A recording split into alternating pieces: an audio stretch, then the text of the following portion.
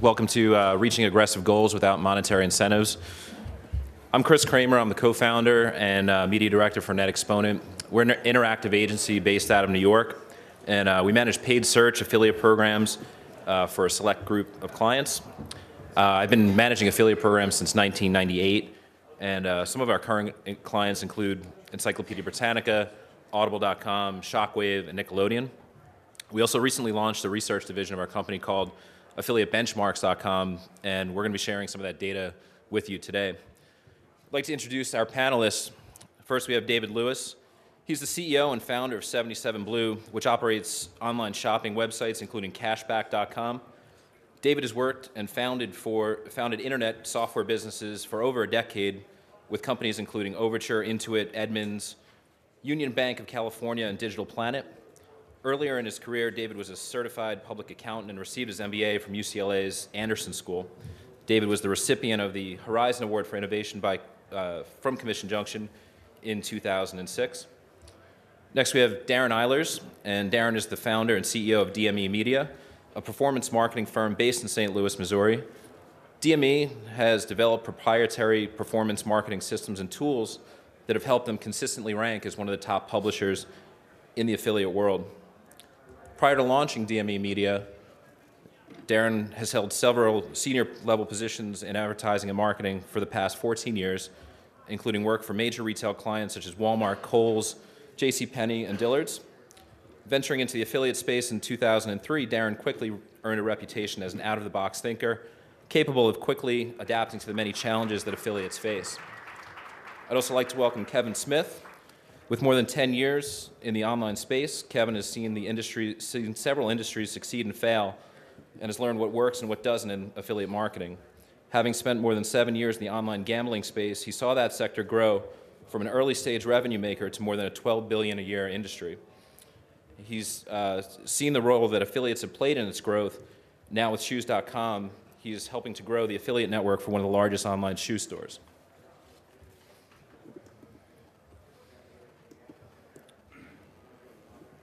So I'd like to start off with one question for Darren and David. I'd like to be blunt and just tell me, is cash king? Yes, thank you all for coming. I guess that's it, huh? In my opinion, it is and it isn't. A campaign has to be profitable, bottom line. If it isn't, then there's no sense in going into it. So you obviously have to look at cash to a good degree as being king, sure. So bluntly, yeah, it is. Again, if you want it to be profitable. Yeah, cash is king, but there are a lot of prince and princesses out there that can help build the kingdom. So one of the things that we have on the slide here is what affiliates told us in a survey of what is, or what percentage of merchants generate what amount of revenue for them. And a vast majority of affiliates have told us that they earn a great degree of their money from a very small percentage of merchants.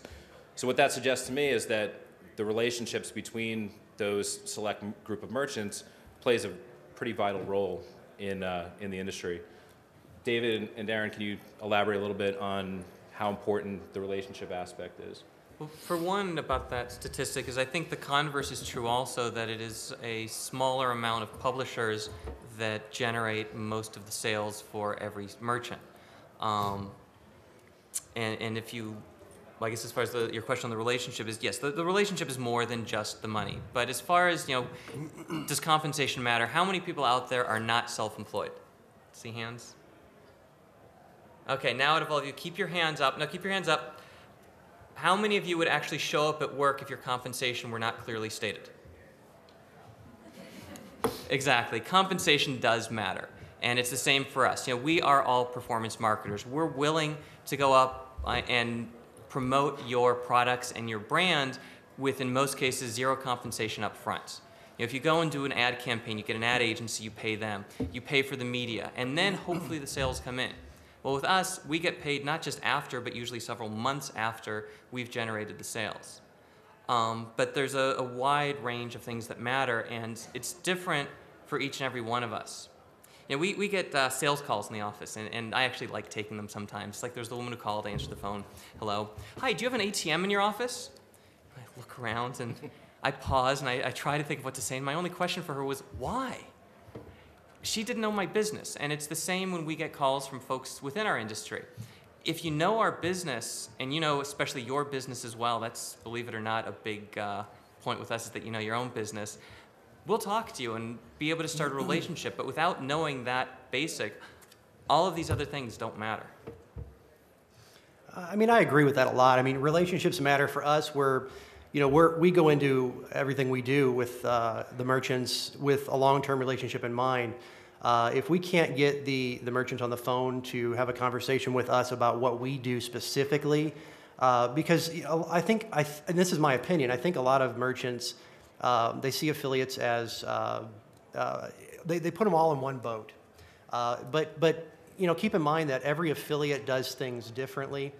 And when we discuss what we do with our affiliate managers, again, we look at that long-term relationship. And if we're treated as just another affiliate, it's kind of a turnoff because we do expect our relationship with the merchant to be a shared relationship.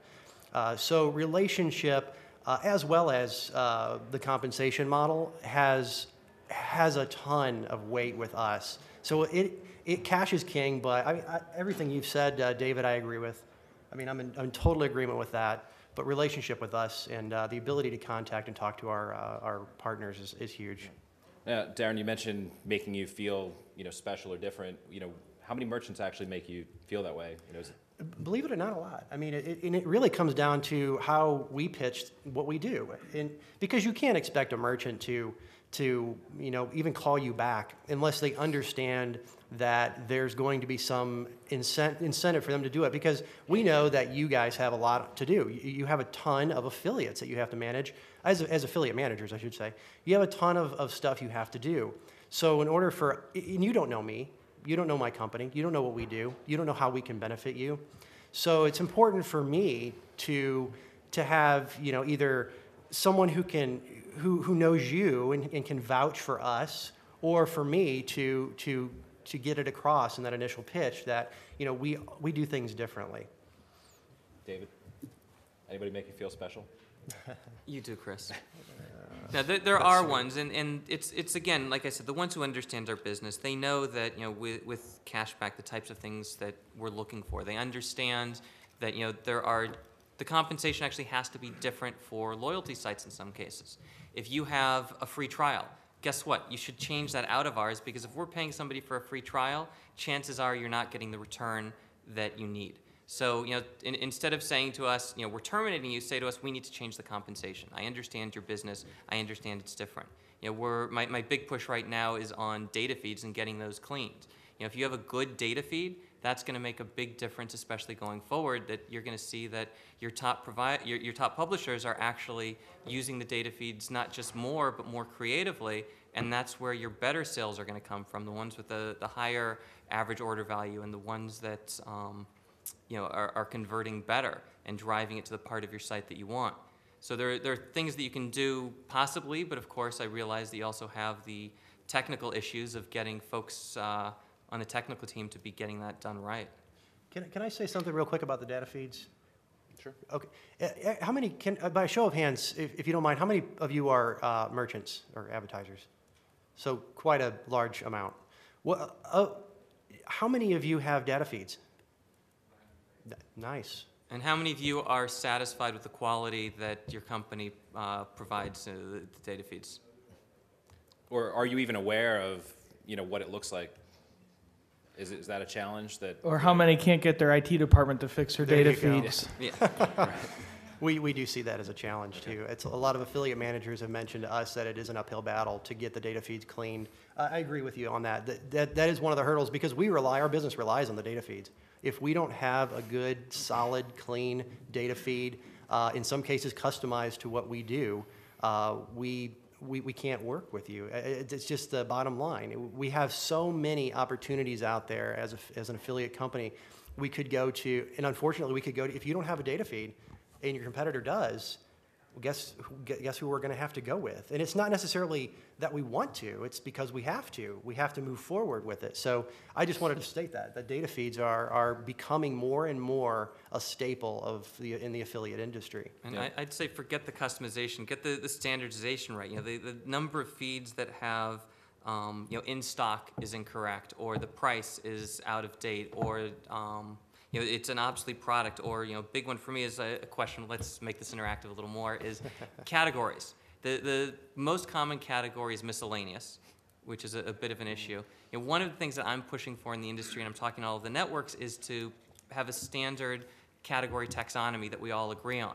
So none of us actually has to use that one, but if we map to it, you map to that one and we map to that one, and therefore we don't have to, every time we take on a new store, we don't have to go through and have it being a massive project. Updating, I think, is the key there, keeping it up to date. Yeah. That's actually a great segue into the next slide I have. We asked affiliates to pick 3 of these items and tell us which were the most valuable when they chose, when promoting an affiliate program. The number 1 was custom landing pages, but right behind that was product feed via the affiliate technology. And you'll see, much higher up are things like consumer offers and custom ad units and things like that. So, affiliates are telling us this. Hands-on, we're learning that there are things beyond just money that you can do to really help drive your own sales. I'd like to ask Kevin a question. Can you tell us, affiliates are telling us, day in, day out that they need these custom landing pages, data feeds. What's been your experience on the merchant side and the ability to provide these things? And one of our biggest priorities is to be as transparent as possible to our affiliates. So the first part of that is to be available to them via phone, email, our personal email addresses versus info@ or affiliates@. And part of that is because we want them to know if they do, we have a data feed, we have issues with it, but it's pretty good. But if they come to us and they want a specialized data feed, we can get that to them. It might take longer than we'd like, but we can get that to them. With us, a big thing, because we are in such a competitive, thank you. Since we are in such a competitive space in the shoes and apparel category, we have a pretty robust in-house search team, but we also, it's our affiliates, it's very competitive for them on the search side. So we're always communicating with them in terms of what we're doing internally, pausing, starting up new ones, maybe new brands that we're getting on the site that we're not supporting via search that is a good opportunity for them to use that leverage. So certainly for our perspective, to answer your initial question, I know it wasn't directed at me, but cash certainly is king, but the way we look at it is the more information we can give our affiliates, the more cash they can make, which in turn will allow us to make more money as well. So for us, it's definitely the partnership approach versus an adversarial relationship. Also on that point, as far as landing pages and cash being king, another way we make cash is if you convert. I really don't care about custom landing pages. We don't really even want them. What I'd rather see is landing pages that convert, that your business and you've gone through and done the testing and tweaked whatever page we're sending our members to, so that way they end up buying. We both end up doing better. And yeah, I would echo that too. And I mean, we can do custom landing pages, but we can also do promo codes that oftentimes will mirror the network promo code, but they'll have some unique unifier in the promo code that associates with the site that the user's on. So, and we certainly see higher conversions with those codes. So that's another thing that we're able to do to increase that. Now, Kevin, you touched on transparency and information sharing. I'd like to follow up on that. One of the things we've done as an agency is we've licensed some technologies like Syntrix and a couple of other research tools, and we've been able to use those tools to share information about SEO and PPC with our affiliates. What's been your experience with that? Kevin, maybe you can talk about some of the things you've done. Yeah, I mean, we're, I won't say on the cutting edge, but we're certainly, in terms of our frequency, we do weekly newsletters for shoes.com that we send out to our affiliates, which is probably more frequent than most folks do. That's what our networks tell us, at least.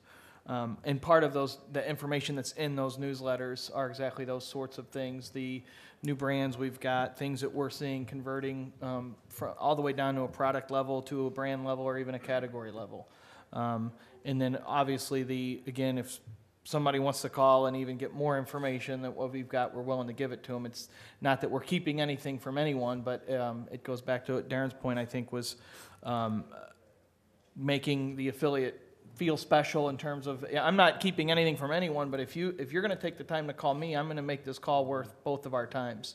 So here's some information that I got for you. Let's see what we can do. And Darren and David, what are some of those key pieces of information? And how much interaction do you have with merchants? Are people reluctant to share key data points? And I think for me, it's hit and miss. I mean, I've had some merchants think when you ask them for a keyword list that you're cheating.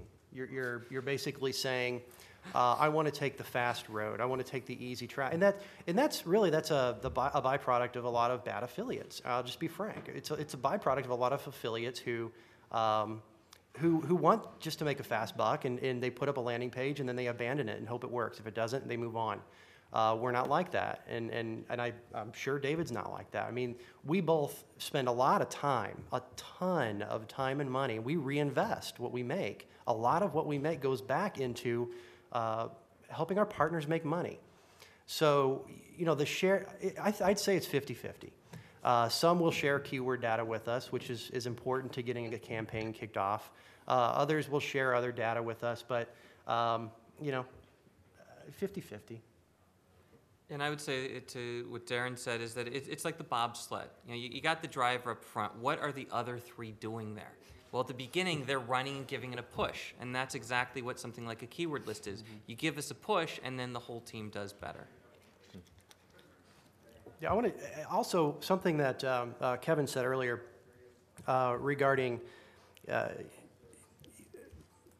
helping, I guess, landing pages, I guess it was, but here's an idea. Take your top affiliates. You know who your top affiliates are, and let them help you test some landing pages. What's wrong with that? I mean, if you have an affiliate who's willing to spend the time with you, I know we would, is willing to spend the time with you to customize a landing page, talk to your affiliate, find out, is it working for them? Is it, because believe it or not, we get a lot of feedback from our visitors to our sites.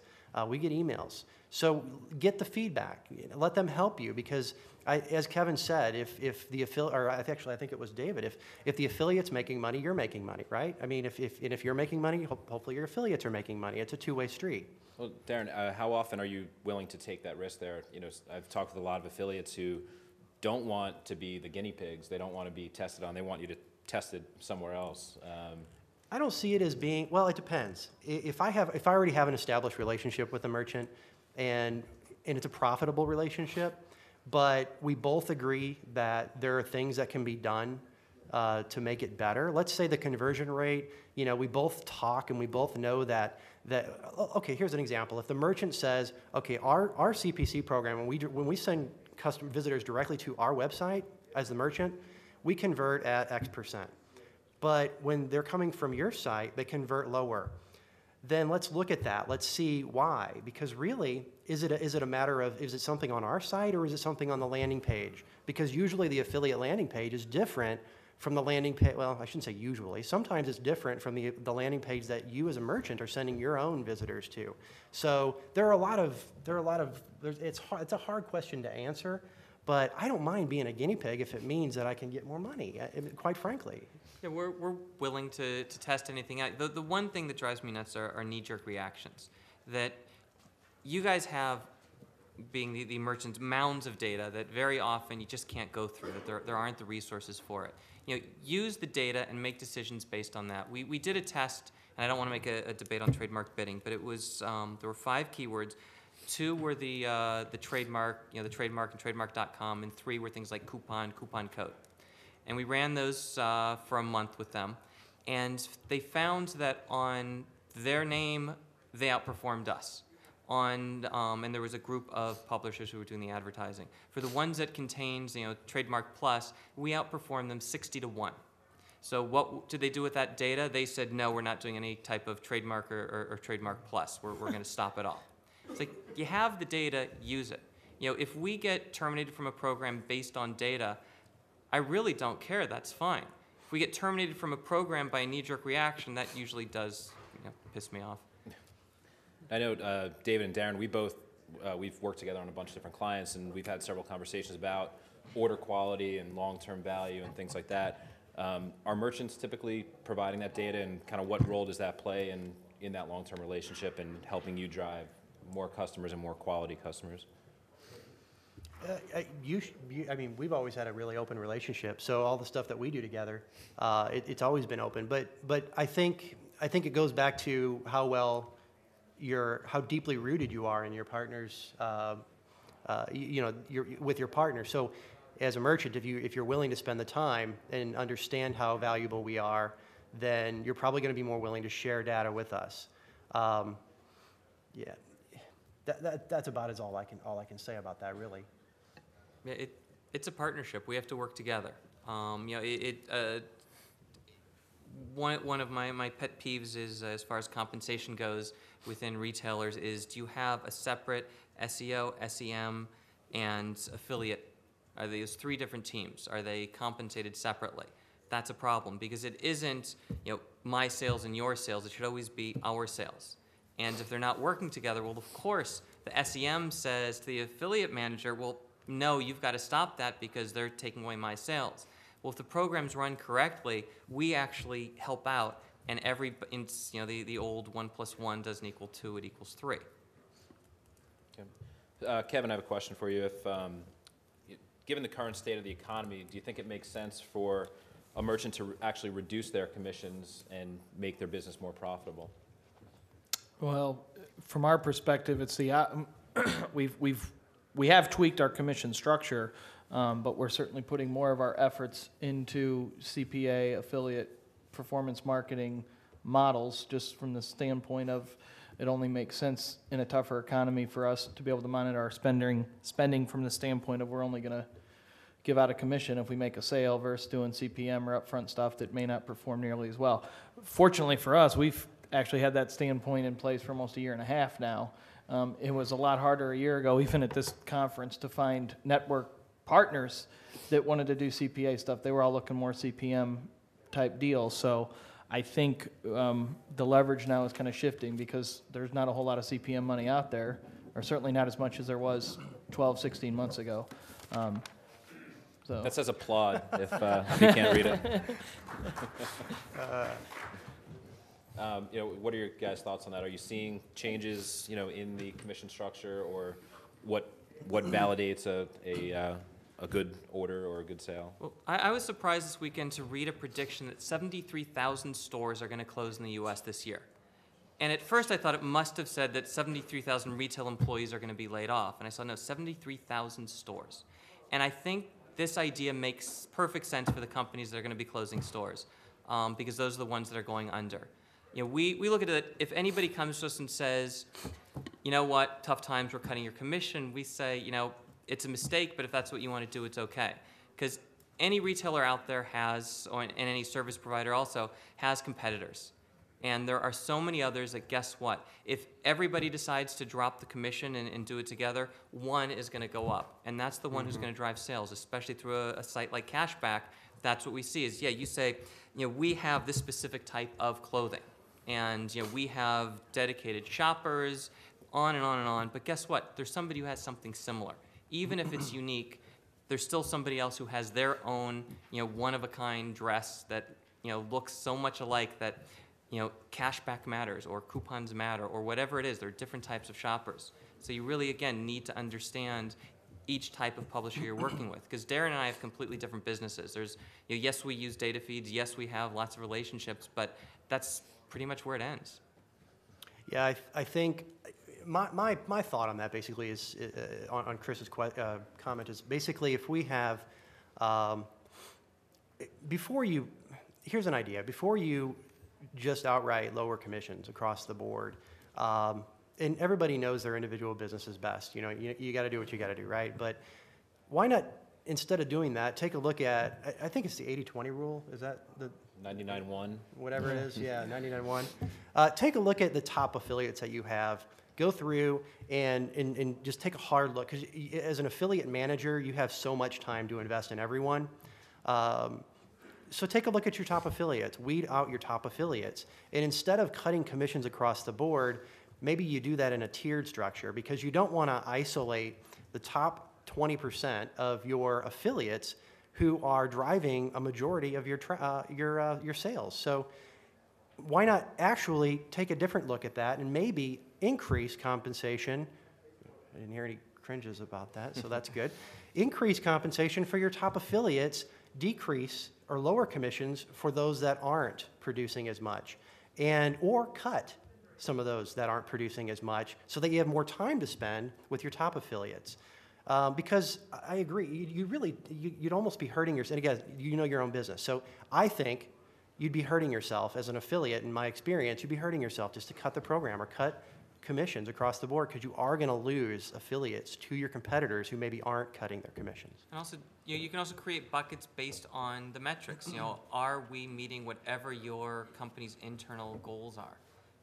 It's different for everybody. Is it the conversion, the average order value, whatever it is? Are we meeting that? Are we bringing in more new to file? Whatever you need, reward those. Set up the compensation as well as you can based on how we perform, not just based on the total volume. Right. And I certainly can vouch for that. I mean, that's one thing we did during the holiday seasons with some of our top affiliates, was we increased their commission by maybe 2-3 points, largely in exchange for what would have been paid placements on their sites. In the half dozen or so that we did that with, all ended up being, most of them were already in our top 10 anyways, but we certainly saw a spike in the volume that they drove for us during the holidays. So yeah. Now, at the end of the day, that's still, we're talking about how do we drive non-monetary incentives. Increased commission has to do with monetary stuff, but obviously if the increased volume is going to offset the increased commission, the ROI, obviously it makes sense to do it. So. Yeah, I mean, there's a lot of compensation models out there. Some people use tiers, some people use, this flat compensation method. From time to time, merchants are sending out emails saying, if you drive this much more, we'll pay you this much more. How does that factor in for you guys? I think merchants always have this question: if I do this big promotion, how much is it really going to get me? How much are affiliates actually going to do extra for me? Or could that time and energy and resources be better spent towards some of these non-monetary things? Honestly, my business model is different. Like David said, it's different from David's. He might do more of those promotional things. I don't know, but I gloss over them because for us to, just like affiliate managers have a ton of affiliates to manage, we have a ton of merchants to manage. Essentially, we have a ton of sites to manage. So if we get offers and incentives from all of them at the same time, once a week, twice a week, once a month, it's just so difficult to manage. And I'm not saying we're being lazy. We're not. We're trying to give everybody an equal shot. We want to give our visitors what they want to see, which is a promotion or an incentive or whatever the case may be. But the grand scheme of things, at the end of the day, we just can't keep up with it. I think that's what you were asking, right? You're referring to promotions, correct? Yeah, or I think a lot of energy goes into creation of this promotion, thinking that hey, if these people, these thousands of affiliates each drive an extra 1 sale or 2 sales, or how do I get that 99% that do nothing to actually do something?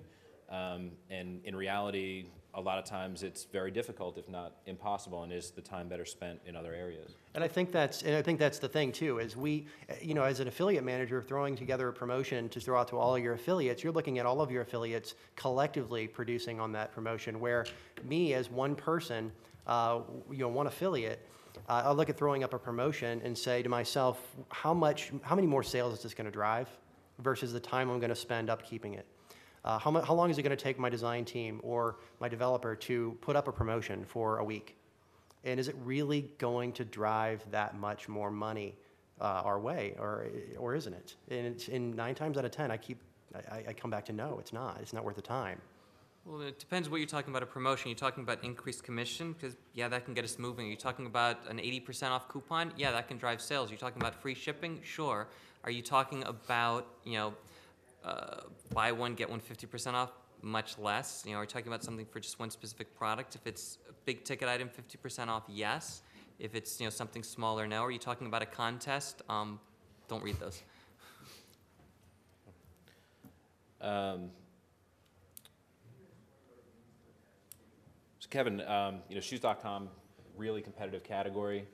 What do you do on a daily basis to stand out from your competitors? Well, to David's earlier point, we try not to be knee-jerk reactionary. Obviously, we know what volume we're bringing in every day, day to day, but we try to do things more on a monthly basis. Fortunately for us, we have the second Saturday of every month is our big Saturday sale. Our customers are trained with that. Our affiliates are trained to know that that's going to happen. So that's always a big volume driver for us. It's always our biggest day of the month.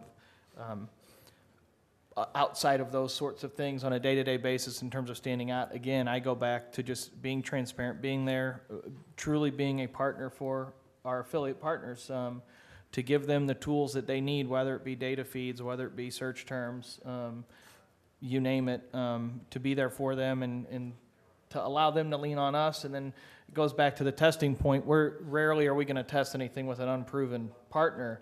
But then it becomes a lot easier to test things when the time does come. If we need to ramp anything up or tweak anything, a discount, maybe increase it a couple points on their end. What role do you think your brand plays in your space, and how important is your brand equity? And brand equity is certainly very important for us. It's interesting. My answer to that question would have been very different 6 months ago. I think now consumers are driven much more by price than they may have been 6 months ago, because everybody's obviously trying to stretch that dollar as far as they can go.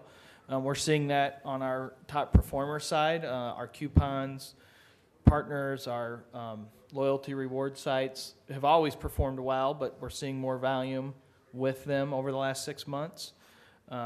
So our proposition as a brand has always been, we're shoes.com. Obviously, the URL speaks for itself, unlike one of our big competitors. But so we don't have to educate the consumer on what we've got. And the proposition has always been, we have the latest, greatest styles, the trends. Because we're part of Brown Shoe, which is a company that's been around for 130 years in the footwear industry, that has 1,300 land-based retail stores, that manufactures about 15 different brands. We have resources at our disposal, our style and trend department, our retail tracking department, that we're much more ahead of the curve in terms of style and trend than our competitors are. So that's kind of been our proposition. Okay. Slightly different question we asked affiliates was, what things mattered most to them before they chose to join an affiliate program? And while, yes, commission amount is the number one, you can see product being sold and brand are right behind that. And I think affiliates do take a lot of time to see what is it that we're actually promoting. David and Darren, maybe you can tell us a little bit about, what do you go through in looking at choosing what to promote over product A over product B or merchant A? Well, to start with brand, I think to me, brand, it does matter only if the brand converts as well as the brand's competitor when it comes to compensation. So if you have brand A, who's a highly known brand but pays less, brand B is a competitor of brand A, pays more, but at the end of the day the conversion rates are the same, then that's really what it is going to come down to for us, because the way we promote is we spend the same amount between, whether it's you or your competitor, we spend the same amount to drive the traffic to our website regardless. So we're going to spend the same amount, but is it going to convert higher for the brand A, which is a high known brand, or is it going to convert better for brand B, or what's the payout structure? So in that case, payout does matter. Regarding what are the things we look for when going into a relationship, communication, obviously, like I said before, is a huge issue. Not issue, but it's something we look at very, very closely. Can we get a hold of the affiliate manager? Are they personable? Do they treat us just like any other affiliate, or do they want to spend the time to know us and understand what we do? Kevin was saying, or we were all talking about different incentives and stuff like that, but I think something Kevin said regarded, I think you should, if you know your top affiliate, again, going back to the top affiliates, if you know who your top affiliates are and you spend the time to know them and get to know what they do, then you can start to customize incentive programs for them, because every affiliate does things differently. Some drive traffic to a bridge page, some have full websites, some are coupon sites. So everybody has different needs. So we look at that. We look at what incentive programs they're willing to do specifically for us. We look at whether or not they're going to share their keyword list with us. And not the same keyword list that's available to everybody else. We want to know what are your true top performing keywords. Not every keyword in your database. Those are just a few things that we look for. And can a big brand actually get away with paying less money? As I said, I think they can if they convert higher. If you're Walmart and we're a website that promotes your products, and we send a customer ultimately to Walmart to make the sale, or Amazon, or any of those, then you're probably going to stand a higher chance of converting higher than your competitor who's not as well known. So you can probably get away with paying less. But again, if your conversion rate is the same as your competitor, and your competitor's paying more per conversion, then that's going to have a weight on whether or not I go with you or your competitor. How much competitive research would you guys do on, do you know what everybody in those key categories is paying and what they're doing, and whether? Well, we know what the asking commission is. Right. So we know what the published commission rate is. So we can compare that way. CJ has what is it, CPM or EPC? EPC. Thank you. Has an EPC. We look at that as a starting point, but that doesn't tell you much, because as I said, you have affiliates doing coupon promotions, you have affiliates doing email promotion, you have affiliates doing so many different things. You don't know where's that EPC coming from. Is it coming from somebody who's doing something like what we're doing? No, maybe, I don't know. So we have to be very careful how we use that metric. And to the point of how we're completely opposite, and we have over 2,100 stores and services on Cashbaq. Pretty much we have all the big brands. So while brand matters, yes, if a big brand comes out, we add it. But as we look at it, and we usually add over 100 new stores a month, what are the things? So we do look at the EPC to see does it convert, but then we also look at, are you making our life easy? Do you have something as basic as an 88 by 31 non-animated GIF that just has the logo or the store name? Do you only link to the homepage, or do you deep link?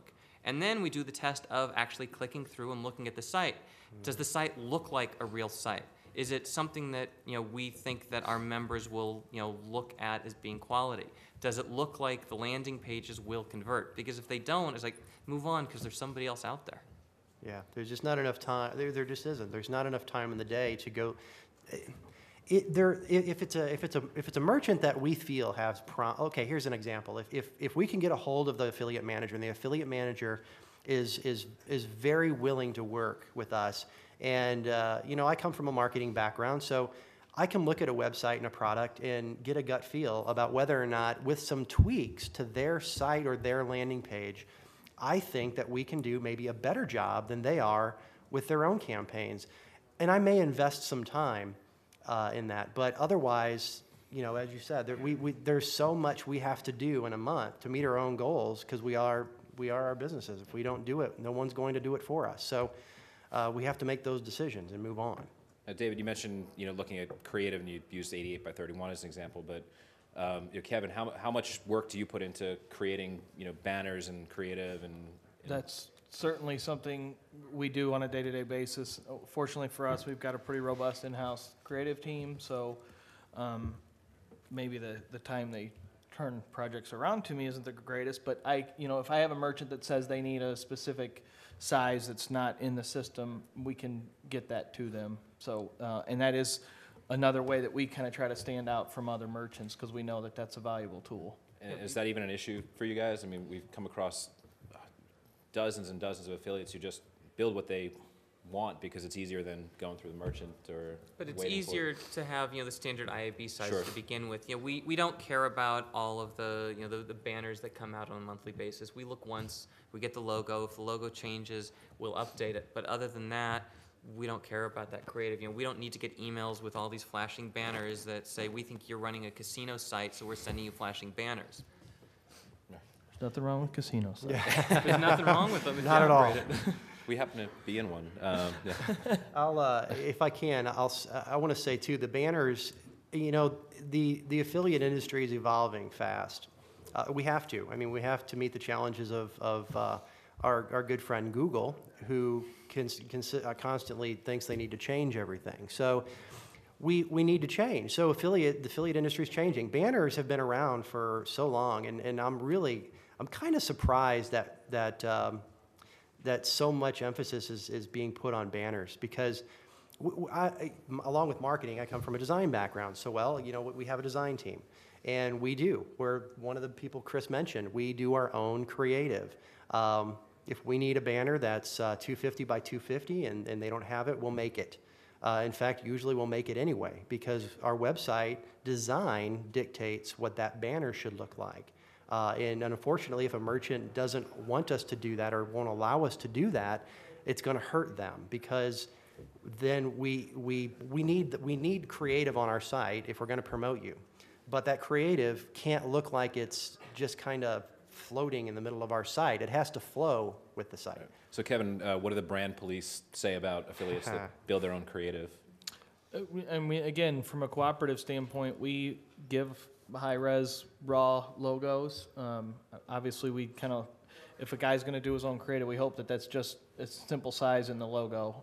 We kind of ask that they don't be calling out the brands, because some of the brands that we have on the site, maybe even in the data feed, don't want to be on the affiliate links in terms of the creative, even though, again, they're on the data feed. So that's really the only requirement we have is, if you want to use your own creative, go for it. Just keep it to the standard logo. Yeah, we do, and I'll back up a little bit. We don't dictate to the merchant what's going to happen. We don't. We will work with the merchant. If the merchant flat out says you cannot use your own creative, period, then that's a stopping point. But if the merchant says, you know, you have to have, here are the guidelines, and a lot of them do. They have guidelines. The marketing department says you need the logo to be in blue, and it can't be in any other color. Can't have a drop shadow. Can't have this. Can't have that. Must have the registered trademark. Okay. What else? You know, is there anything else? Okay, if there's something else, we'll do it. But it has to look like our site. It has to flow with our site. That's really it. And Kevin, I mean, are there ever any internal conflicts between what you're trying to accomplish, even, you know, whether it's some of these non-monetary things or compensation, you know, internal conflicts versus with what you're trying to accomplish versus what the company's? Yeah, I mean, it's a probably good segue, because that's following up on the creative point. The brands that we carry on the site, you know, we've got over 700 brands, and unfortunately, once or twice a month, our merchandising team will come to me and say, hey, brand XYZ needs to be off the data feed. They don't want to be on the data feed. They don't want to be on the affiliate links, and that's always a challenge. Obviously, my first question is always, are they doing this with all of their vendors or just with us? And if it's just with us, then we try to get the brand on the line and walk through it, maybe convince them that the errors of their ways, because we don't want them to cut off their nose to spite their face. But they're also one of our brands, one of our top selling brands. There's a lot of imitations out there. There's a lot of buy cheap Uggs, you know, things like that, which UGG is very cognizant of and aware that they don't want to see a search ad that says buy cheap Uggs, because Uggs aren't cheap and they don't discount them. So we're always dealing. That's probably the biggest internal strife we have with the merchandising team. I certainly understand where they're at. And then the other thing is the margins, of course, because if I had my way, everybody would have a 30% off promo code to use on the site, but then that would kill our margins, and then I hear about it from the merchandising team. So Yeah, pick your battles. Yeah. Okay. That wraps up all the questions that we have. I'd like to open it up to the audience for a few minutes. Before we do that, if anybody would like a digital copy of any of the slides, just hand me your card at the end. I'll be happy to email it out to you. We have a microphone in the middle of the room. Does anybody have any questions? not No everybody questions? Everybody's ready for lunch? Okay, if there are no questions, thank you guys for your time. I'd like to thank our panel. Thank you. Thank you.